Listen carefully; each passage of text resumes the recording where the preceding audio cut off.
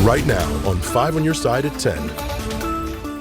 Tonight, we start in a weather alert. The Weather First team tracking rain moving up I-44 right now, but all eyes to our north and west, where a line of severe storms is moving our way. Good evening. I'm Mike Bush. And I'm Ann Allred. Those storms should arrive here by daybreak, but you need to be on alert overnight. Let's get straight over to Weather First Chief Meteorologist Scott Connell for the latest timing on these storms and, of course, the morning commute. The morning commute could be impacted by this, but also winds tonight. We've seen pretty good winds across the area, 50 miles per hour plus in those strong gusts, and that doesn't have anything to do with thunderstorms across the area. Had these lighter showers drifting through St. Louis in the last hour or two. Now most of that has moved on to the north and east, as though they were moving through the back side of that in the northwest side. Looks like it might have interacted with a gravity wave, which then pulled some of those really strong winds that are about 4,000 or 5,000 feet off the ground down to the ground. And so we have reports of roof damage and power outages, even a silo blown over out around Hawk Point. So all of that in Lincoln County right now, but not associated with severe thunderstorms, but definitely severe winds. Here's what's going on back to the northwest. That line of storms approaching Kansas City, that's out ahead of the front. We will be dealing with that as we head towards daybreak. Anything that pops up between now and then, it really looks like it's going to be pretty benign. But as we head towards daybreak through tomorrow morning's rush hour, some of those storms could be a little intense, and definitely the winds are going to stick with us into tomorrow morning, for some of us into tomorrow afternoon. That wind advisory has now been extended into the St. Louis area for gusty winds around 50 miles per hour, not associated with any thunderstorms. So overnight, isolated showers, maybe a thunderstorm. Unlikely to see severe weather before 5 or 6 in the morning in any spot. Gusty winds, though, will be sticking with us till Wednesday. And then the scattered storms in that line early Wednesday morning, they'll push off to the south and east and out of our area by lunchtime. We'll track those out specifically through the day tomorrow and look ahead towards the weekend in just a few minutes, Ann. Thank you, Scott. You can get the latest Weather First forecast anytime. Just text the word weather to 314-425-5355. You can also share your storm damage photos by sending them to that same number. Tonight, one person is dead and 2 children are recovering after a crash in North St. Louis. This happened as police were going after a suspect from a store robbery in North County.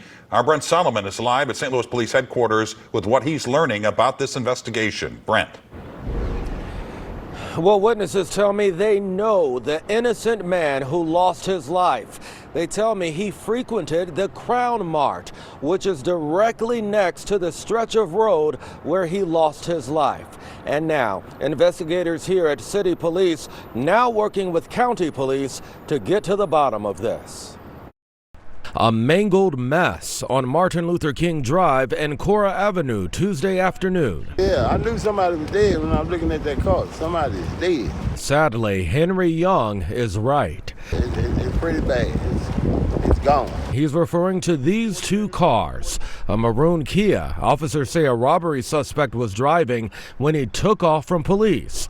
And this blue car. Witnesses say an innocent man was behind the wheel when the Kia crashed into it. It's just a mess down here, and I don't think that it's fair. It all started here at the Dollar General on Halls Ferry Road in North County.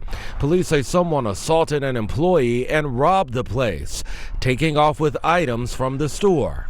County officers say they tried to stop the Kia multiple times, but the driver kept going, even after police deployed spike strips. Officers followed the driver into the city, and that's when the driver crashed, killing another driver. I think at a certain time, they should take off the chase. When it's coming to a point to where you're going to run into hurting somebody, killing somebody, call it off. Authorities shut down the roadway to investigate and to have a tow truck haul away the 2 cars. I am stuck in traffic. It looks like an accident happened. Drivers unaware of what was unfolding as they had to wait it out. It could have been avoided, man. You know, whatever you did, you have to pay for it. Taking people's lives for no reason. But the crime they doing. Witnesses tell me that the 2 children who had to be rushed to the hospital, they say they were inside of the suspect's car. Right now, city police looking into that fatal crash as county police look into the robbery that started it all. We're live in St. Louis tonight. Brent Solomon, 5 on your side. Tonight, 2 Illinois parents are charged with murder in the death of their 3-month-old son.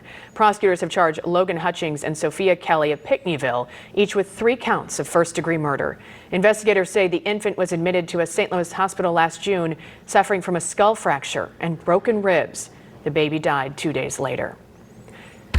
New tonight, a North St. Louis County woman charged in the fentanyl death of a 1-year-old is talking from jail. It is the 4th reported incident of a child dying while in Mary Curtis's care. Our Robert Townsend is live outside the St. Louis County Jail with the interview you will only see on 5 on your side. Robert. Mike, Mary Curtis faces several charges. She says she will fight to the end.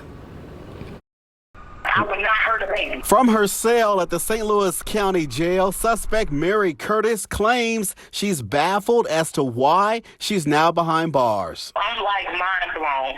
I don't know how to react toward it. On Thursday, prosecutors charged the 30-year-old Curtis with 1 count of endangering the welfare of a child.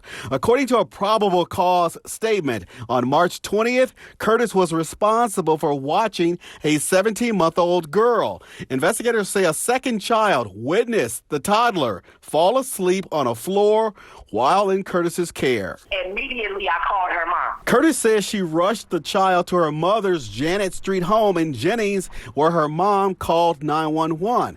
Paramedics took the unconscious child to a hospital where she died. I don't know what this baby got her hands on. What I do know is I wasn't using fentanyl. Yeah, I had a history, but I wasn't using fentanyl. Court documents reveal the child had fentanyl and a second drug in her system. Curtis was free on bond from St. Louis City for endangering the welfare of a child, resulting in death when the March 20th incident happened. Authorities also believe she may have been involved in child overdose cases of her own 3 children. In 2020, her twin daughters were born prematurely and died at Barnes Hospital. Curtis admits she was on fentanyl at the time, but she claims she didn't know she was pregnant. They are really irrelevant to this because they died in the hospital. In 2021, her 17-day-old baby boy died under suspicious circumstances. Did you cause the deaths of all 4 of these children? Absolutely not. I have no choice but to fight. As Curtis fights to clear her name, her mom is sticking by her side. Anybody, like I said, anybody that knows her knows that's not true. Tonight, Curtis, again, is still sitting in jail. She heads back to court on April 25th. We'll stay on top of this. Live in Clayton, Robert Townsend, 5 on your side. Tonight, the results are coming in from the municipal elections on both sides of the river, and many Missouri voters weighed in on taxing marijuana. The polls closed 3 hours ago. Our political editor Mark Maxwell and political analyst Anita Mannion are here following the big races. Mike and Ann, the big changes are coming to the city of St. Louis. We're going to start there, Anita, by looking at some of these races. First of all, with a couple of incumbent members of the Board of Aldermen who lost their races tonight. Again, this is shrinking from 28 members of the board down to just 14. But there you see Joe Vaccaro, one of the longest serving members of the Board of Aldermen, comes up 10 points shy of Brett Narayan, another incumbent. But you see some change, some turnover there.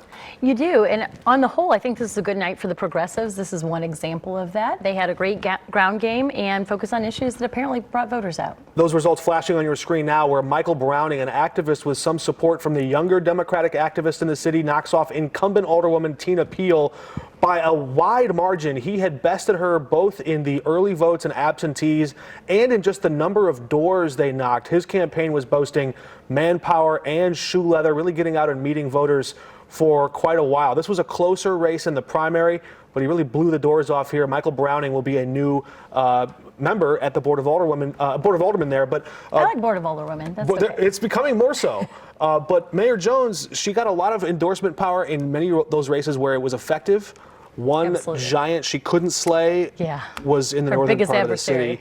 Sharon Tyus is a powerhouse there, and she'll stay in her seat. She bested Tashara Earl. I think we have those results for you. Mayor Jones had backed Tashara Earl, and didn't quite work out. Right. This is probably their most disappointing race for Megan Green and Tashara Jones, but on the whole, they had a good night. They did, especially not far away. There was, in the 14th ward, a bitter race there. House Democrat Rasheen Aldridge is giving up his seat in Jefferson City. He will assume a seat at the Board of Aldermen there, beating Ebony Washington. That was a really tough race, and two other incumbents, James Page and Brandon Bosley, lost in the primary there, so a lot of change happening. Definitely, and that was a pretty contentious race. It got a little spicy. Spicy is one way to put it, for sure. Also, we're going to go to the southern part of the city real quick to look at the new 1st Ward. This was sort of a test about public safety and crime. That was one of the big agenda items. Ann Schweitzer, the incumbent there, with the sheriff's deputy, Tony Kirchner. Kirchner couldn't pull it off. Ann Schweitzer looks to keep her seat. We may have those results we can show you there, but a closer race in the new 1st Ward. There's a number of other races across the city, a few first-timers also winning their races in Alicia Sanye and Daniela Velasquez, some progressives that also had the backing there. Right. But I think the budget wonks at City Hall and in the county, they're breathing a sigh of relief tonight. They're going to be able to collect a lot more marijuana money soon. Well, that's their hope. We'll see if the county's able to collect as much as they want. But lots of municipalities as well as counties had this on the ballot today. Voters approving that in large margins, kind of in time or in the same ratios as we saw voters approve marijuana legalization. About the same numbers approved taxing it as well to benefit the local governments there. You see the votes in the city of St. Louis, 63% in favor, in the county, 65% supporting it there.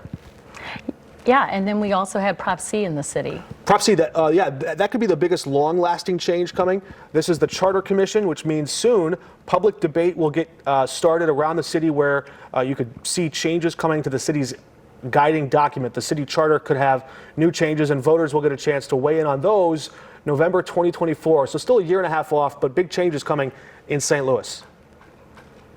Mark and Anita, thank you. All of tonight's results are running at the bottom of your screen. They're also available at KSTK.com. You can also text the word results to 314-425-5355, and we'll send you a link to your phone.